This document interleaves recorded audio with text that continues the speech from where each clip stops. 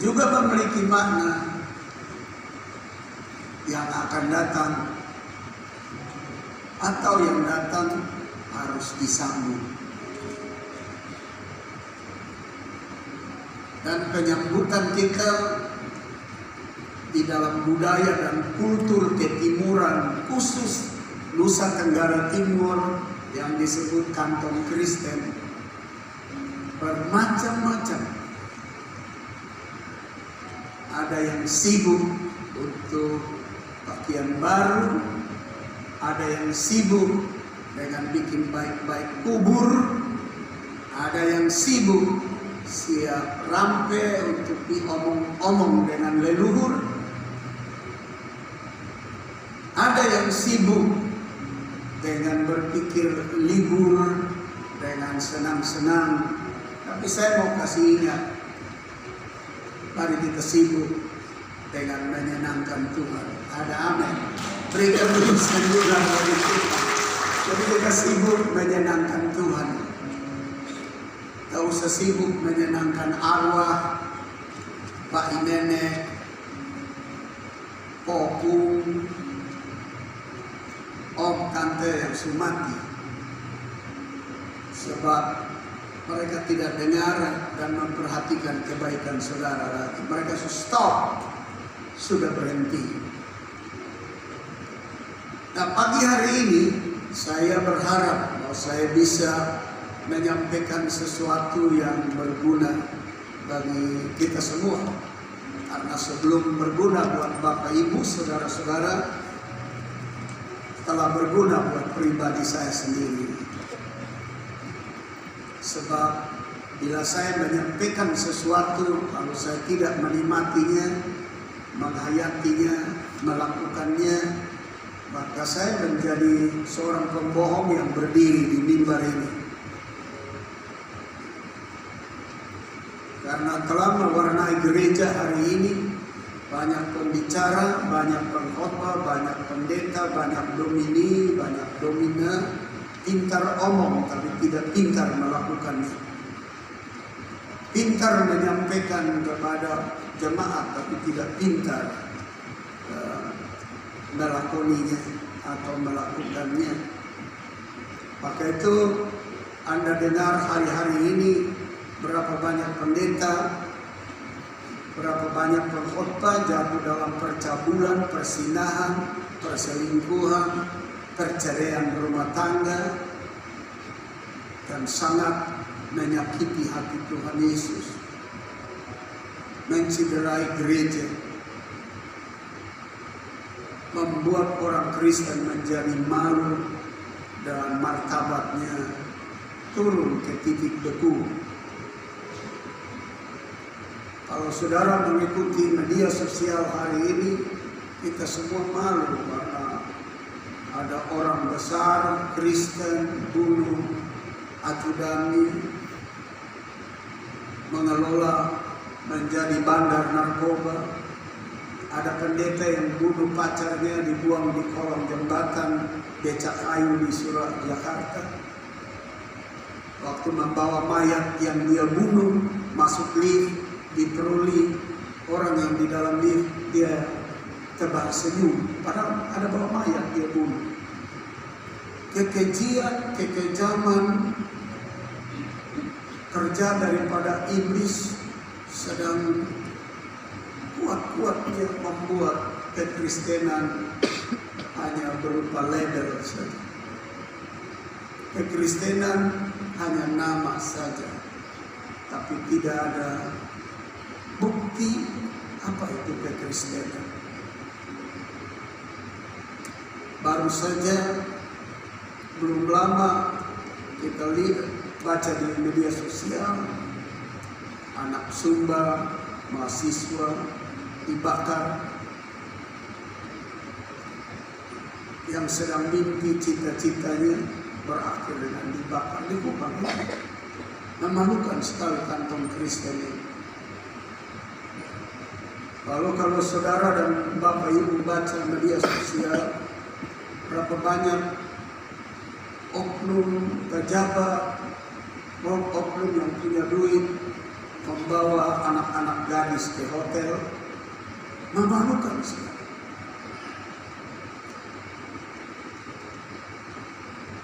Ini kantong Kristen.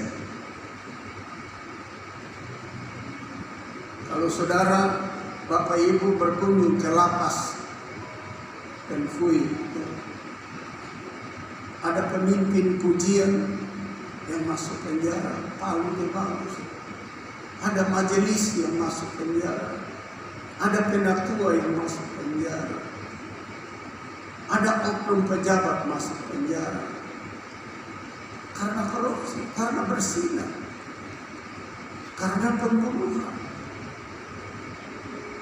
Ada pendeta yang tunggu dieksekusi di lembaga pemasyarakatan Penfui karena membunuh, dieksekusi mati, tunggu tanggalnya saja. Di sini kita melihat kantong Kristen ini sudah diwarnai dengan kekelaman, dengan warna yang gelap.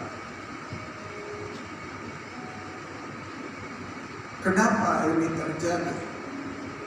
Karena kesempatan hidup tidak dikelola dengan baik. Kesempatan hidup tidak diatur dengan baik. Lebih banyak mengajar hawa nafsu, lebih banyak mengajar kedagingan, lebih banyak mengajar dunia ini daripada menyenangkan Tuhan. Sehingga ayat firman Tuhan yang saya mau baca, tidak tahukah kamu bahwa kamu adalah bait Allah dan bahwa Roh Allah diam di dalam kamu? Mungkin ayat yang Rasul Paulus sampaikan kepada jemaat di Korintus, spirit dan semangat yang kotor ini juga berlaku di sana. Pada 2000 tahun yang lalu, iblis sudah kerja dengan warna yang sama. Iblis sudah bekerja dengan tindakan yang sama. Orang di Korintus tidak menyadari bahwa hidup mereka itu bait Allah. Mereka hanya berpikir bahwa hidup ini adalah sebuah kesempatan memuaskan kehidupan daging, egoisnya. Mereka hanya memikirkan how they doing their best according their desire. Mereka hanya berpikir bagaimana tubuh ini lakukan yang baik buat tubuh ini dan menurut kesukaan mereka yang terbaik. They do not know that they are the temple of the God. Mereka tidak tahu bahwa mereka adalah bait Allah and the place for Holy Spirit dan tempat bagi Roh Kudus. Karena tidak memahami seperti inilah, maka itu percabulan ada di kalangan orang Kristen, pembunuhan ada di kalangan orang Kristen, menjadi agen narkoba ada di kalangan orang Kristen, pelaku kriminal ada di kalangan orang Kristen. Memang ada di kalangan orang-orang lain, tapi kalau dalam gereja harus memberi keterangan bahwa ada di dalam kalangan orang Kristen. Perselingkuhan, semua ini memalukan karena dari dulu firman Allah sudah bilang telah dilabelkan pada diri kita dan hidup kita bait Allah. Anda bayangkan saja, Bapak Ibu bayangkan secara normatif saja. Perokok keras mau datang di gereja sampai di muka pintu gereja dia kasih mati. Berarti dia sangat hargai bait Allah. Saya masih ingat dulu, kalau orang-orang tua saya, ibu saya mau ke perjamuan setelah gereja perlengkapan, gereja sedia.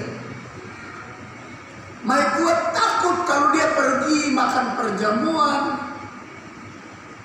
dia pergi tidak pakai pakaian hitam putih, karena dia tukang mamasiri keras. Dia sikat selama mulai hari, mulai kebaktian perlengkapan, dia sikat sampai gigi hitam dan putih. Takut sekali. Nanti habis perjamuan baru mulai lakukan yang tidak beres lagi. Yang penting habis dulu perjamuan. Nah, saya angkat cerita ini untuk kita tahu secara pragmatis. Orang takut kepada gedung gereja. Jangan bikin apa-apa di dalam gedung gereja. Jangan bikin masalah di situ. Jangan bikin soal di situ. Tapi sekarang pemahaman tentang gedung gereja yang sejati, yang 2000 tahun yang lalu disampaikan oleh Tuhan lewat Paulus kepada jemaat di Korintus dan dibacakan detik ini. Banyak orang tidak memahami substansinya. Maka itu orang membawa dirinya ke tempat pelacuran, orang bawa dirinya ke tempat mabuk, orang bawa dirinya ke hura-hura, ke tempat yang remang-remang, ke perbuatan perselingkuhan. Karena dia tidak tahu bahwa saya baik Allah. Dia tidak tahu bahwa saya ini temple of God, place of Holy Spirit. Dia tidak tahu bahwa dia baik Allah dan tempat Roh Kudus. Kadang-kadang iblis menipu sehingga dia bilang, oke, lu adalah baik Allah waktu di gereja saja. Yuk, ada Roh Kudus di gereja saja. Kalau di luar ada roh kuda di sana, ada roh iblis di sana. Ada label lain di sana, label percabulan, persinahan, pemabukan, perjudian, perusak baik Allah.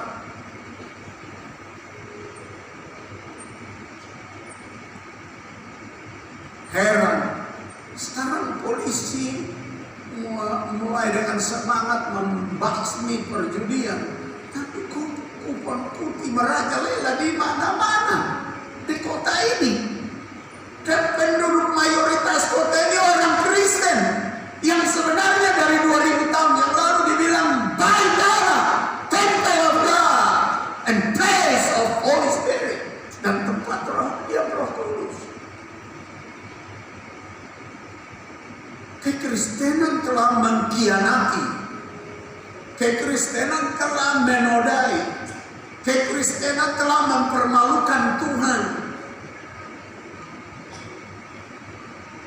Telah menurunkan martabat Tuhan. Do you not know that you are the temple of God and that the Spirit of God, that is Spirit, Holy Spirit, dwell in you, tinggal di dalam kamu.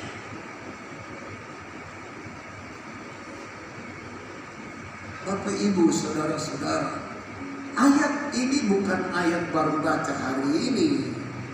Ayat ini kita semua sudah baca, apalagi sudah 3-4 tahun ini kita diingatkan every day we must read 2 pages of the Bible.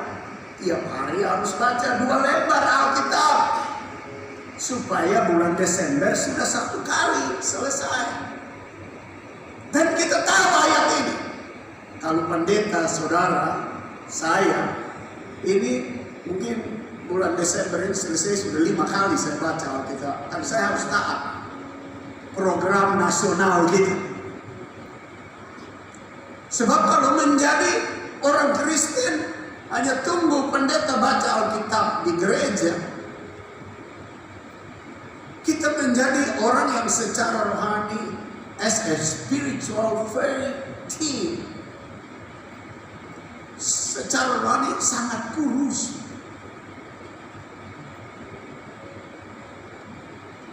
Karena Matius pasal 4 ayat 4, human being, not live only by bread, but by the word of God come out from the mouth of the Lord. Matius pasal 4 ayat 4 dia bilang, manusia tidak hidup dengan roti saja, dengan seibabi saja, dengan fuyung hai saja, bukan dengan capcay saja, bukan dengan jagung bose saja, bukan dengan nasi saja. Tapi manusia sesungguhnya kehidupan sejatinya adalah dari setiap firman where come out from the mouth of the Lord, yang keluar dari mulut Allah. Dan firman yang keluar dari mulut Allah already writing in the Bible. Firman Tuhan yang keluar dari mulut Allah sudah tertulis dalam Alkitab. Jadi kalau kita tidak baca, biar lu badan gemuk tapi lu rohani kurus mau mati.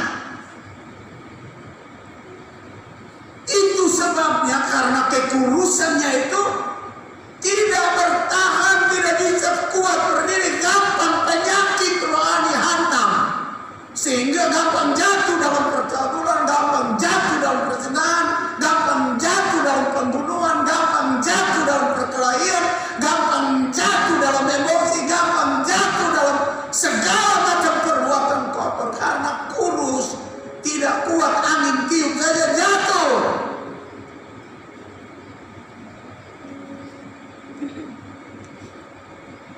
When you cannot eat the word of God, the true food in your life, you very easy fall. Bila tidak makan makanan rohani, kita begitu mudah jatuh.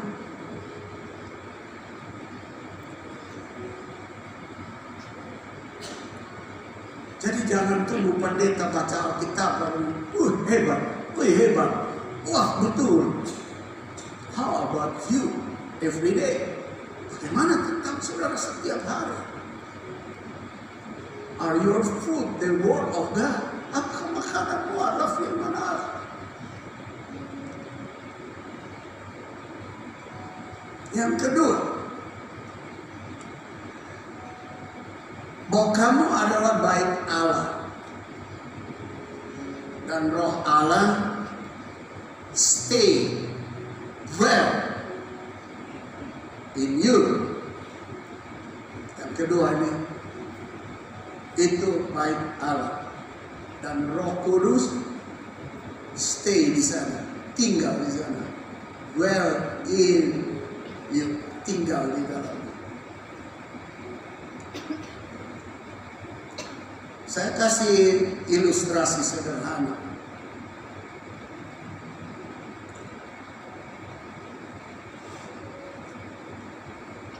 Pak Muhadi ada di mana? Oh, ada di sana. Kalau Pak Muhadi bilang, this my home, ini rumah saya. Yang harus diam di sana Pak Muhadi ya, bukan orang lain. Pemiliknya juga Pak Muhadi. Oke. Pak Nale yang tinggal di Ruko Oebobo. Pak Nale berkata, this my house. Ini rumah saya. Kan yang tinggal di situ Pak Nale kan? Pemiliknya Pak Nale ya? Iya.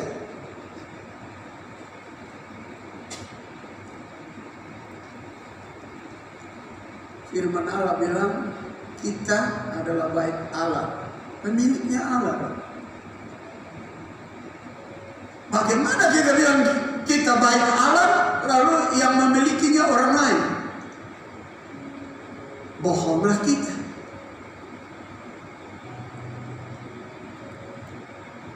Waktu kita dengar firman Tuhan, our body is the temple of the Lord, and dwell in Him is the Holy Spirit.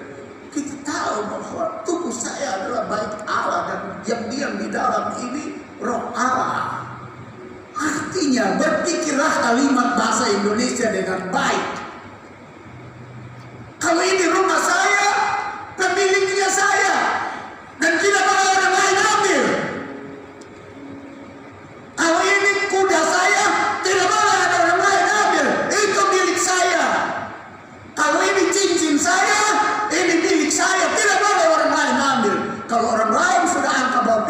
itu berarti kehilangan pemilikan.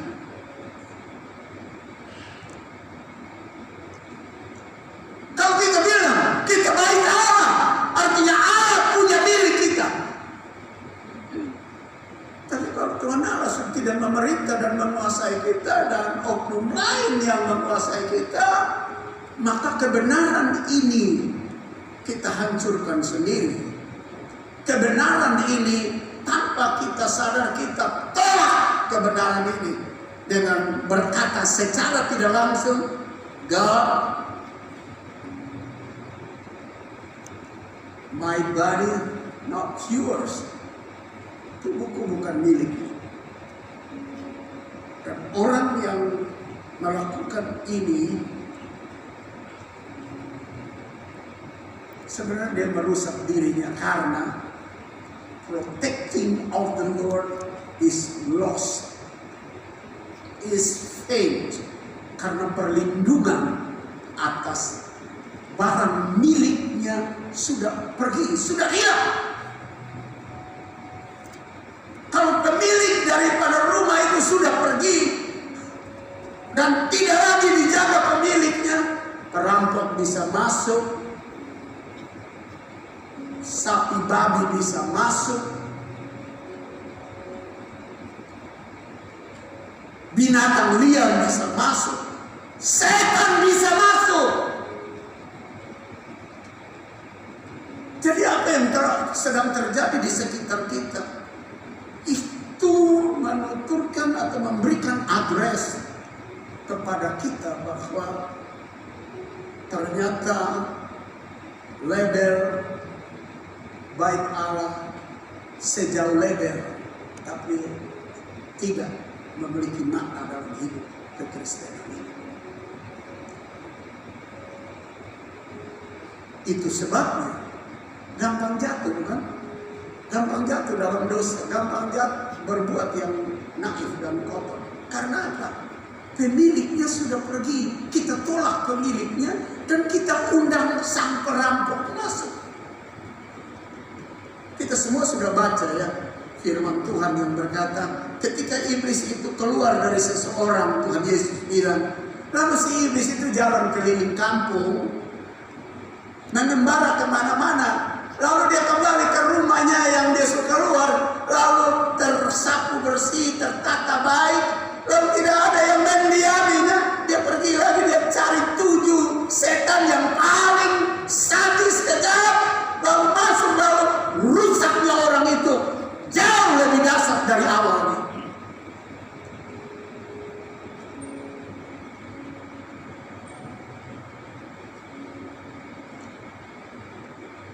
We must realize our body is the temple of God, and where that place, Holy Spirit must stay and dwell. Kita mesti tahu baik-baik hidup kita ini adalah baik Allah, pemiliknya Allah, dan Roh Kudus tinggal di sana. Dan kalau ada di sana otoritas dan wewenang daripada Tuhan, bukan berarti godaan tidak datang, cobaan tidak datang, bujukan setan tidak datang. Datang.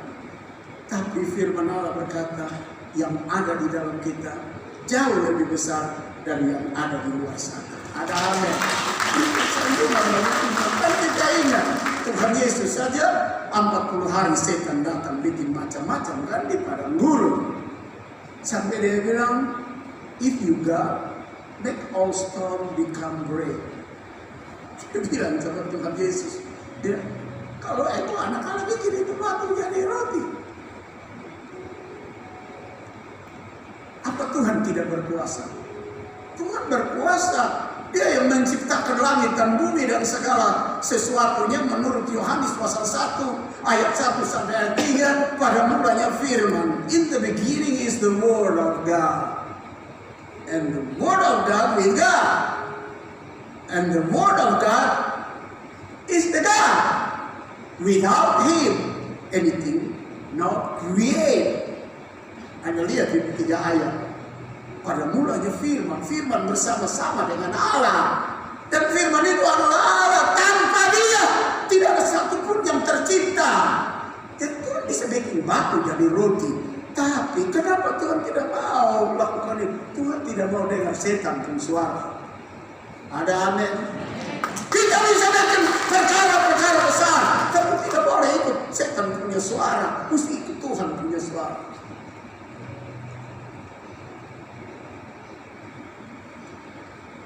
Bapak Ibu, tinggal 2 hari Minggu kita masuk di the first Adventist. Hari pertama, Minggu Adventus in 27 November 2022. We must really prepare our life to receive Jesus is coming. Kita harus menyiapkan diri kita berkaitan dengan Yesus akan datang.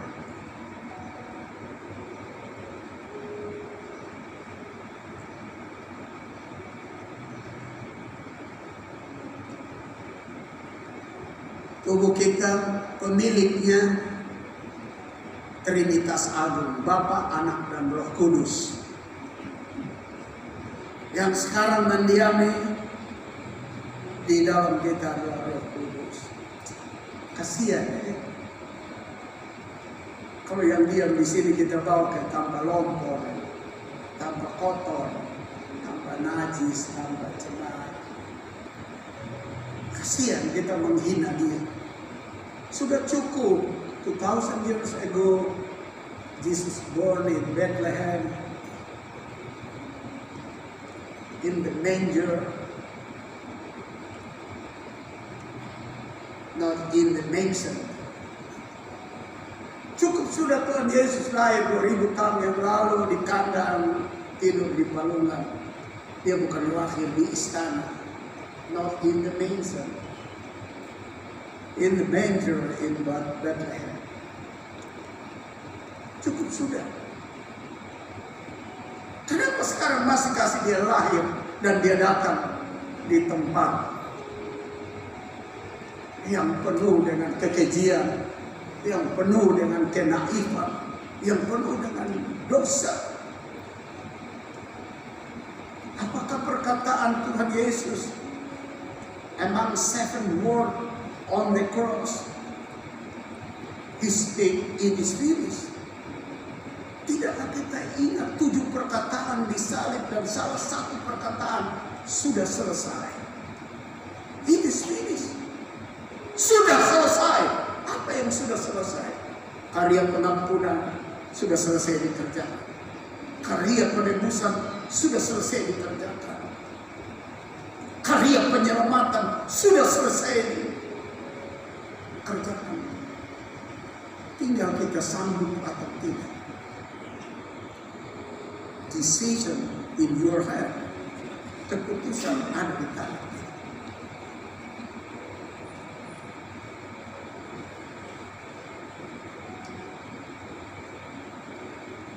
4-5 hari yang lalu kami ada pinjam tempat masak teh di gereja. Ini ada pinjam dari satu janda.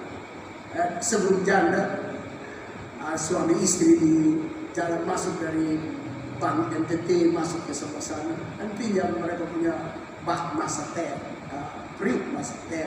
10 orang angkat karena berat masak teh di sini karena ada bocor di atas. Jadi saya dengan anak-anak masak teh lalu siram di atas. Dan sekarang tidak perlu bocor lagi. Ternyata pakai teh jauh lebih bagus daripada pakai aqua proof. Jadi ingat baik-baik yang bikin dek rumah dari beton, jangan rugi duit pilih aqua proof. Karena di sini sudah bayar orang Jawa dengan puluhan juta pakai sistem aqua proof, dia lagi pakai sistem karet, toh bocor. Tapi pakai teh sampai bocor sampai sekarang. Jadi sekarang bawa pulang itu print masak teh itu. Saya dengan anak-anak saya still through karena sopir tidak ada. Bawa pulang 4 hari yang lalu. Saya tidak tahu waktu pergi bawa pulang minta terima kasih, saya tanya suami di mana? Nah, Bapak Pendeta tidak tahu, satu suami sih mati. Waktu Bapak Pendeta duduk dan dia di pesta pernikahan anak kami itu tahun yang lalu. Pulang datang, berapa bulan dia mati. Saya bilang, aduh minta maaf ibu. Lalu kami kasih turun itu barang-barang semua. Di luar rata, saya bilang, ibu saya berdoa buat ibu. Maaf kami tidak tahu, kami tidak datang. Ya berdoa buat ibu ini. Selesai berdoa, dia bilang, Bapak Pendeta, saya ada masalah. Saya bilang, masalah apa? Selama saya punya suami hidup, ada kenal dengan satu bapak. Lalu kami punya rumah di BTN Pulau. Karena dia tidak punya rumah, dia bilang, bolehkah kami tinggal di itu rumah? Jadi saya pun suami kasih pakai surat. Sekarang saya pun suami mati, mereka sudah ada rumah, saya suruh keluar, tapi mereka tidak mau keluar.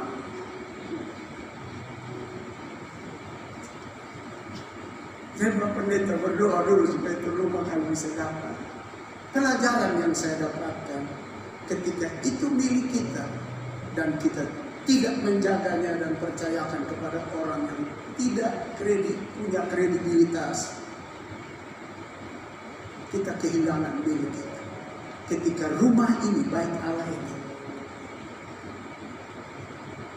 pemiliknya tidak ada, atau pemiliknya atau kita yang memilikinya yang sebenarnya milik Allah ini, kita coba titipkan pada oknum kedua atau ketiga, yaitu setan dan iblis, dia akan susah lepaskan saudara. Saya bilang itu ibu janda, saya bilang ibu cari pengacara untuk ini. Dia bilang beta cari Bapak Pendeta, pada minta duit banyak. Saya bilang nah itu dia, rugi di atas rugi di atas rugi. Ketika terlepas satu kepemilikan, ketika hidup ini yang milik Allah terlepaskan pindah ke tangan kedua atau ketiga, untuk dapat kembali akan rugi banyak baru bisa dapat kembali. Itu punya makna rohani. Ketika tubuh ini milik Allah dipindahkan kepada tangan setan dan keinginan daging, untuk bertobat itu sangat susah. Bisa bertobat tapi bayar harga yang mahal.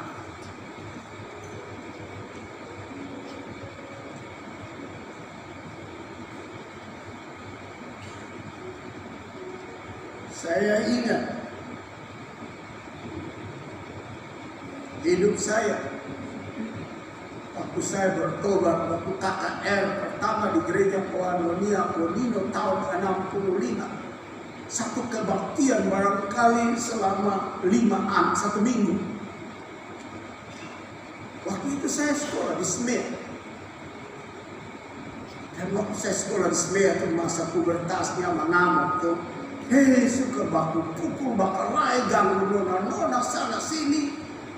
Kacau banget. Tapi waktu saya bertobat, saya mesti bayar harga yang mahal. Tiap kali saya pulang dari Smith di Kampung Baru, kan dulu tidak ada otot, jalan kaki. Biasanya saya sampai rumah jam 4. Waktu saya bertobat, saya tiba rumah jam 11 malam. Karena saya mesti singgah satu-satu teman yang saya ganggu, yang saya bikin aneh-aneh, saya berkelahi dengan mereka untuk bayar harga, minta maaf, minta maaf, minta maaf, minta maaf. Di kampung ini saya harus berteriak minta maaf. Di gereja-gereja saya harus bersaksi minta maaf. Bayar harga yang mahal. Mengaku dosa.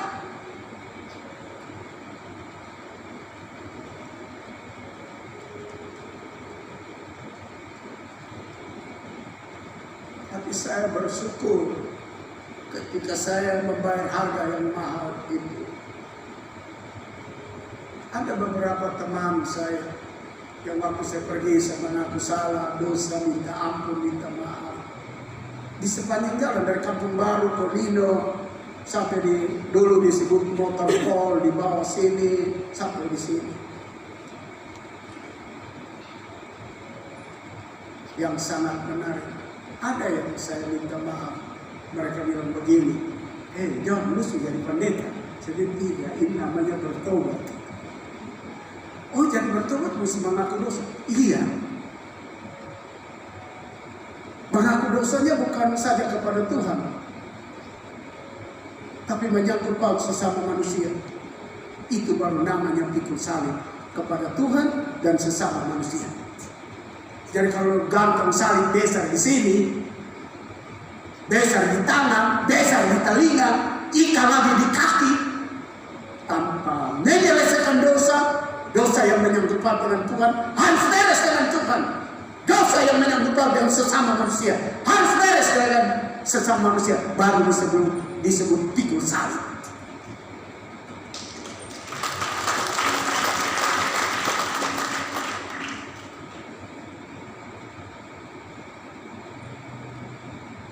Now,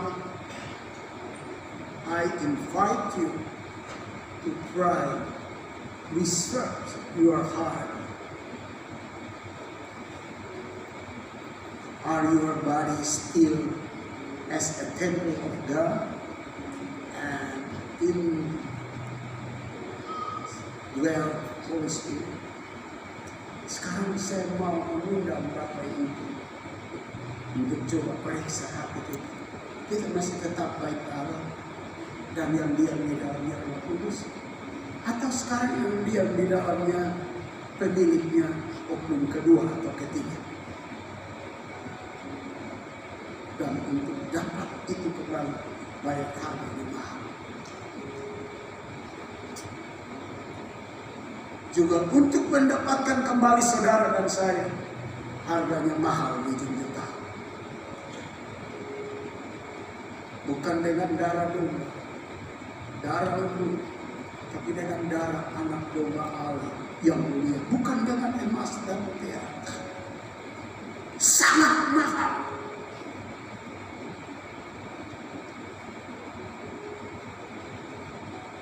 Jaga baik Allah ini. Jangan lepaskan baik Allah ini dari pemilikannya.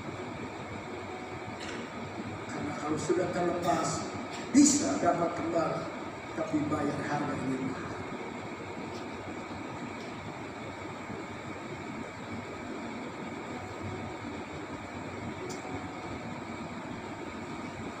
Ditegaskan lagi dalam pasal 6 ayat 19, atau tidak tahukah kamu bahwa tubuhmu adalah bait Roh Kudus yang diam di dalam kamu, Roh Kudus yang kamu peroleh dari Allah. Dan bahwa kamu, sekali lagi kalimat terakhir, dan bahwa kamu bukan milik kamu sendiri. And you are not your own.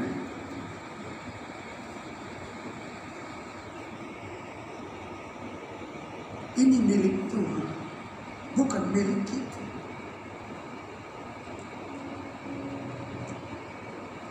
Tidak ada satupun juga yang milik kita. Napas milik Tuhan. Istri milik Tuhan. Suami milik Tuhan. Kesempatan hidup milik Tuhan. Emas perak di tanganku milik Tuhan. Tanah aset di tanganku milik Tuhan. Tidak ada yang kita punya. Semua barang pinjaman. Sampai diri kita milik Tuhan. Menurut firman Allah. Your body not your own, but God is. Tubuhmu bukan milikmu, tapi milik Allah. Permuliakanlah Tuhan lewat hidup ini. Ada amin. Berikan sanjungan terbaik. Mari kita bangkit berdiri sebelum